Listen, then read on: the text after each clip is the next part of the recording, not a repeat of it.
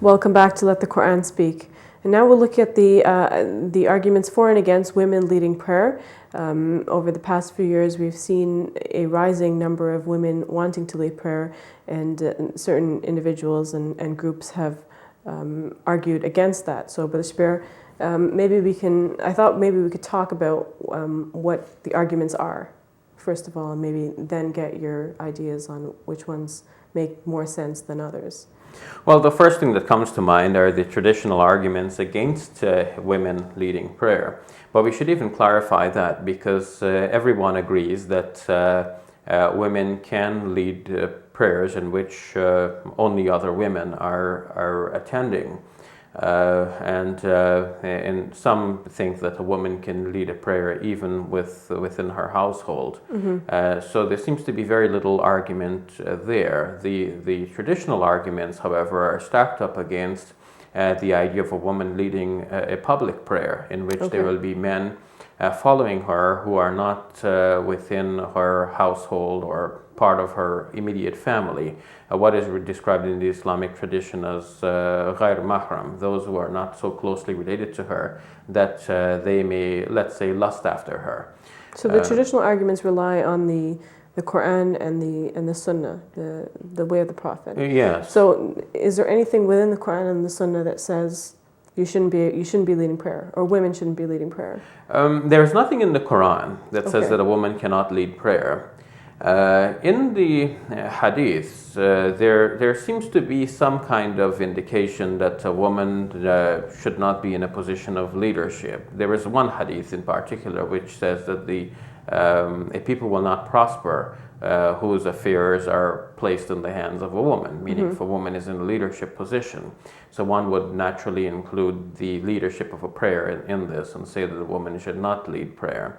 Though most scholars have interpreted that saying to in such a way as to still allow women to be in positions of leadership, and they think that the one position of leadership that a woman could not assume is the position of the Islamic Caliphate.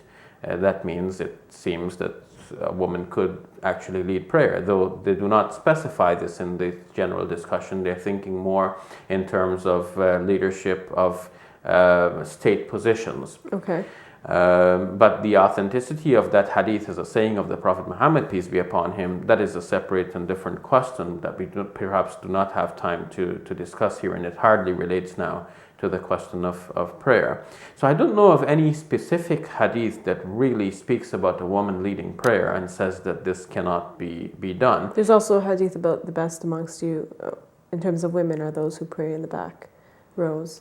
Yes, and this may now give rise to a sort of logical situation or a logistical reason for not putting women as the leaders of the prayer, because usually the way in which the prayers are organized is that the imam or the leader in prayer is at the front, and then if it is such that you have the imam in the front and then usually the men are just behind the imam and the women in the back rows, well then how is the woman going to lead the prayer from the back row?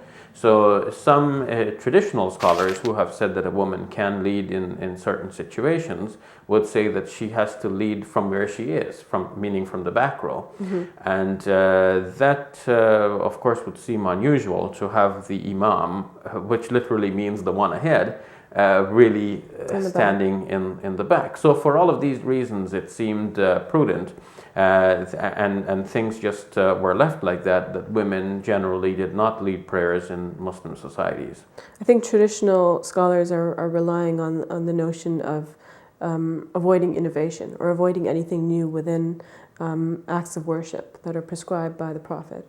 Yes, that's a related reason in that once things have been set in a certain way, they've been done in a certain way by the earliest generations, the tendency was just simply to leave things as they are and not revise them. Of course, the question arises anew because we live in an age in which the rights of women are championed, and the question is often asked, well, can women be priests? And by extension and by analogy, can women be imam? So what are the arguments put forward by those who believe women should be able to lead prayer? Congregational prayer, of course. I've seen an argument put forward by a student at the University of Toronto who published her paper in the Journal of the American Society of Society of Muslim Social Scientists, something like this. Okay. I don't remember the exact name. American Muslim Social Scientists. You've got it correctly. And in that paper, she argues that there was a woman who actually, Atiya, I believe her name was, who led prayer in the time of the Prophet, peace be upon him, and she led the prayer of her dar. And dar in Arabic, she argued, could mean a kind of an extended neighborhood, which might have included other men. I don't believe that she has her name actually... Waraka, I think? Waraka could be. I think so, yes. And that this could have included other men. I don't believe she has actually quite proven her case, because this relies on a lot of suggestion and hope and expectation that there would have been more. Dar could simply have meant her house. Okay. In which case it would have included a male servant. And perhaps the relationship was such that there was no expectation of any possible harm coming out of this. But to extend that to say the woman could lead prayer more generally, it requires another step. I think to say that women can lead prayer requires stepping back from the whole issue and looking at some basic and general principles in the Islamic faith. First of all, as a basic and general principle, it is quite clear that a woman's prayer is just as acceptable as a man's prayer. Okay. And when we think about the requirements of a person being an imam, usually we think of the reverse, the disqualifications. What would disqualify a person from being an imam? Mm-hmm. And what would disqualify a person is that if he doesn't know the Quran well, he doesn't know the rules of the prayer, because these are things which could actually technically render the prayer void if he makes a mistake in these areas. So if one does not make a mistake in these areas, if a woman knows her Quran well, she knows the Islamic rules correctly, her prayer will be acceptable, and by extension, the prayers of the followers will be acceptable in the same way as well. In looking at the positive rules that would qualify a person to be imam, sometimes it is stated that the person who is older, sometimes it is stated that the person who knows more of the Quran and things of this nature. But I don't recall that any of the classical books of Islamic tradition would actually specify that the imam must be a man. Okay. And they may have taken it for granted that the imam would be a man. That's what I'm thinking. But that doesn't mean we should take it for granted, because they took it for granted. Unless there is something specifically revealed and mentioned in the Quran, or by the express words of the Prophet Muhammad, peace be upon him, genuinely traced back to him, saying that the imam in a prayer must be a man, I don't believe that anyone has any right to insist on something like that, because that would be adding a new rule actually to the body of Islamic rules of their own from human origin, rather than to just simply submit to the divine guidance that has come down.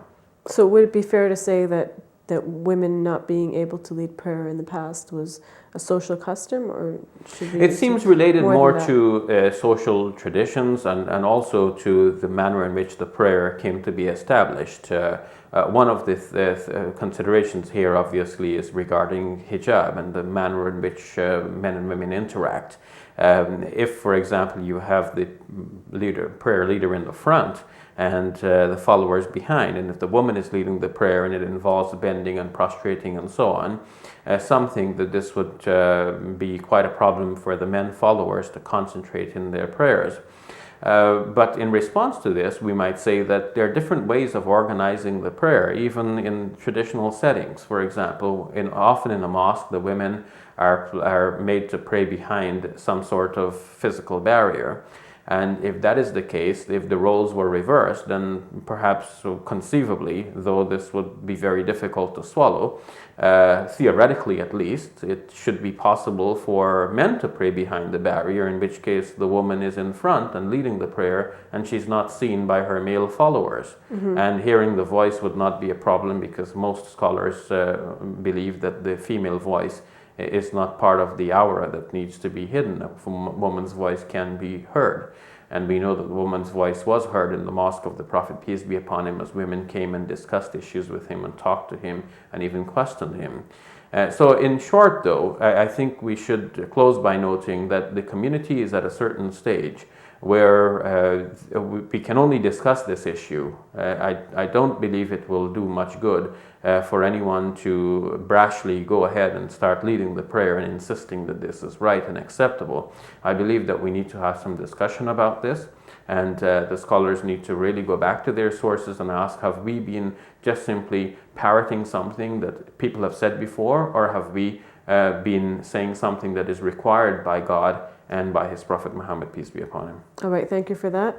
We'll take a break. When we come back, we will look at the idea of dhikr, or remembrance of God.